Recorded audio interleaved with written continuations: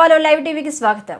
నిర్మల్ జిల్లా ఖానాపూర్ నియోజకవర్గ ఎమ్మెల్యే వెడ్మబొజ్జు పటేల్ గురించి కొంతమంది మూర్ఖత్వంతో మాట్లాడుతున్నారు.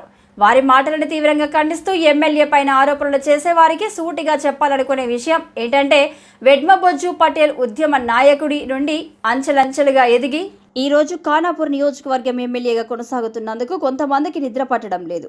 ఆయనపైనే అనేకమైన ఆరోపణలు చేస్తే ఖచ్చితంగా త్వరలో బుద్ధి చెప్తామని ఈ సందర్భంగా తెలియజేస్తున్నామన్నారు. ఆయనపైన నిందలేస్తే ఖచ్చితంగా పరిణామాలు వేరే ఉంటాయని తెలియజేస్తూ, కొంతమంది కాంగ్రెస్ పార్టీలో ఉన్న నాయకులే వేరే వాళ్లకు ప్రోత్సహించడం ఎమ్మెల్యే పైన దుష్ప్రచారం చేస్తున్న కొంతమందికి తెలియజేస్తున్నామని, అదేవిధంగా భవిష్యత్తులో ఎమ్మెల్యే పార్టీపరమైన చర్యలు ఖచ్చితంగా తీసుకున్నప్పుడు మీపైన ఖచ్చితంగా వేటు పడుతుందని ఈ సందర్భంగా తెలియజేస్తున్నామన్నారు.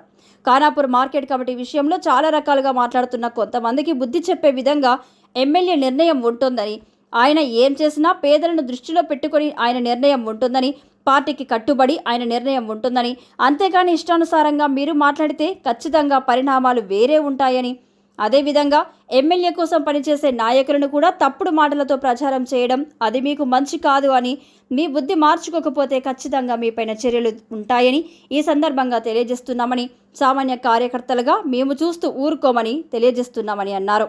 ఈ కార్యక్రమంలో కాంగ్రెస్ పార్టీ నాయకులు నిర్మల్ జిల్లా శనిగారపు కమలాకర్, వేల్పుల రమేష్, మోయిజ్ బేగ్, రాము, నజీర్, సయ్యద్ తదితరులు పాల్గొన్నారు. ఖానాపూర్ నియోజకవర్గ ప్రజలందరికీ నమస్కారం. నేను మీ శనిగారపు కమలాకర్.